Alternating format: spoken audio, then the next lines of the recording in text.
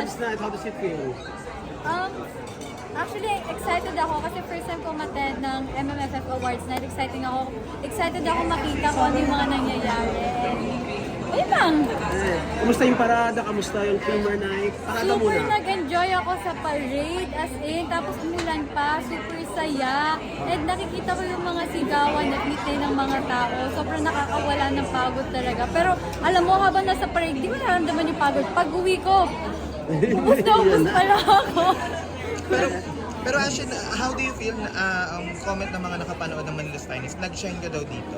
Ay wow, syempre happy po ako kasi ang target ko talaga kapag ginagawa ko yung isang character talaga is kahit ako lang yung masatisfy sa ginawa kong performance, okay na ako doon. Kasi siguro kahit may alam kong hindi okay pero yun na yung best ko ng part na yun eh. Parang sige okay na ako, basta nabigay ko yung best ko.